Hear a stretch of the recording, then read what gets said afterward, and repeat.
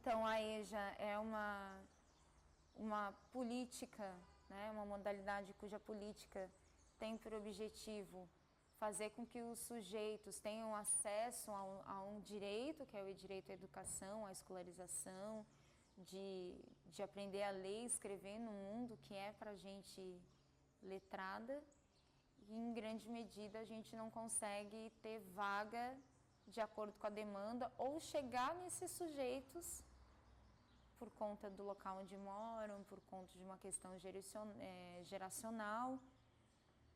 E ainda existe um grande nó. Só que em Florianópolis nós temos 50 mil pessoas que não terminaram o ensino fundamental.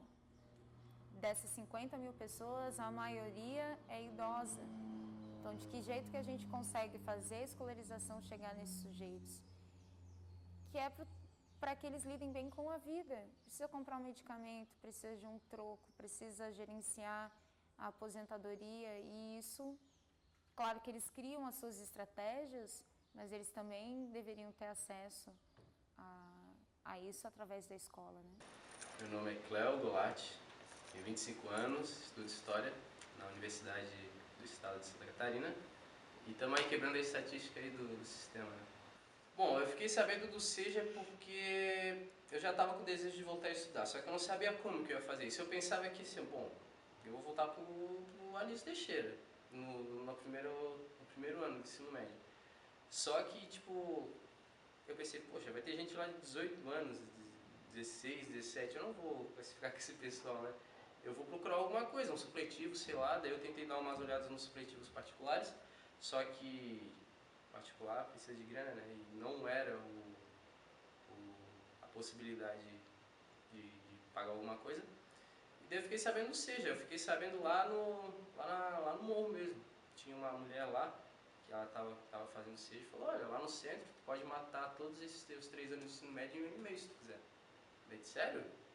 Vamos lá, vamos ver o que acontece, né?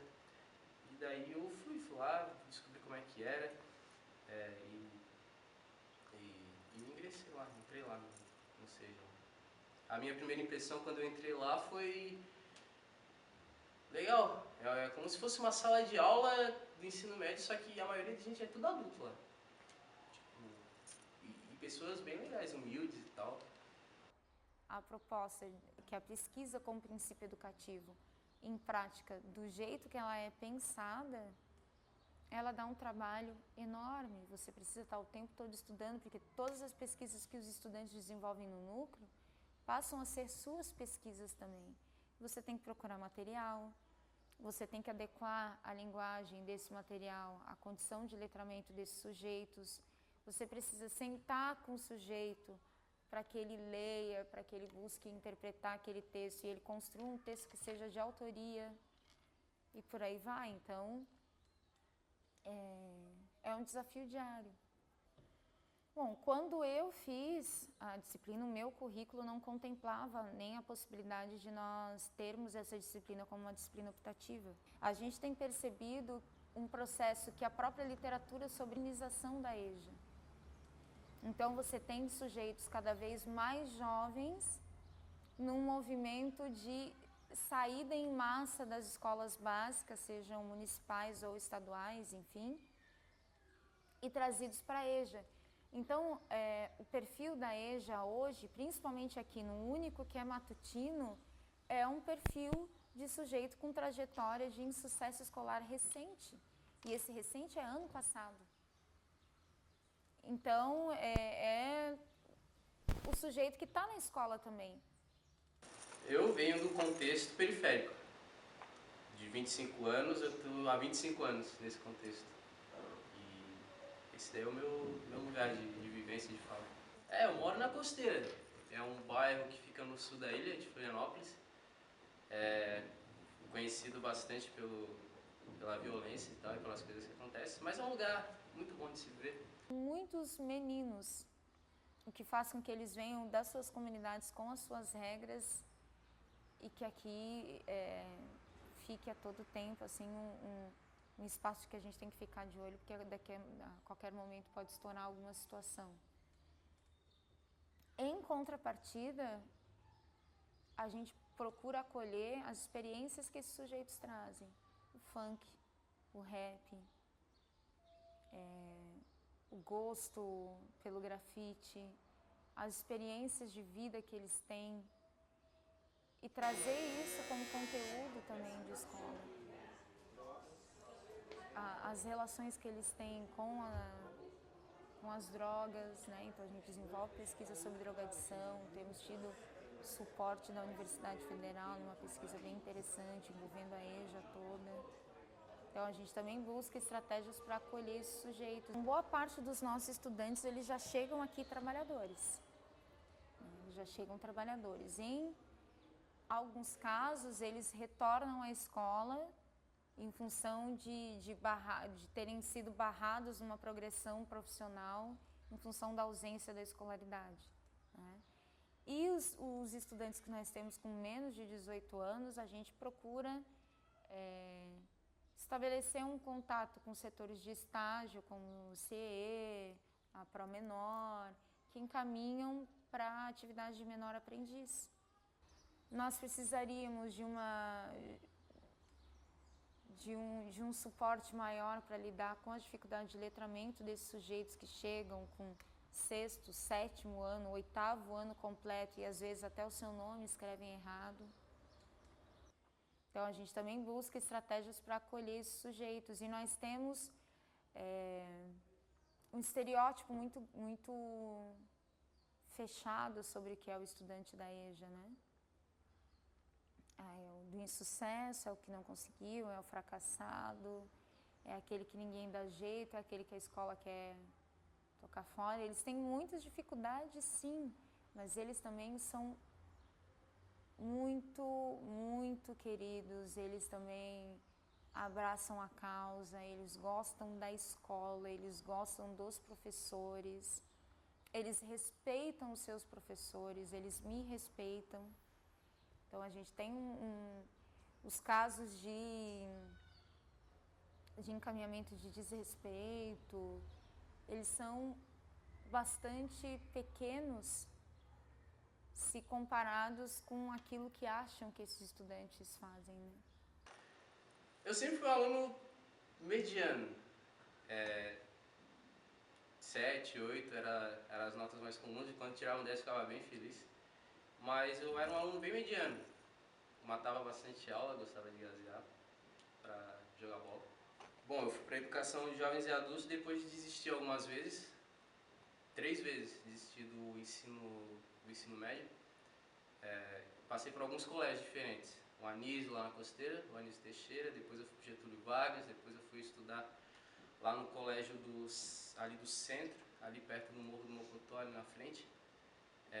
Eu desisti 2 vezes, né, do Getúlio e do Anísio, e nesse colégio ali no Mocotó, que agora fugiu o nome, eu me envolvi em brigas com o pessoal lá do Morro e eu precisei sair do colégio, convidado a se retirar do colégio. A minha experiência, esse aprendizado veio da prática.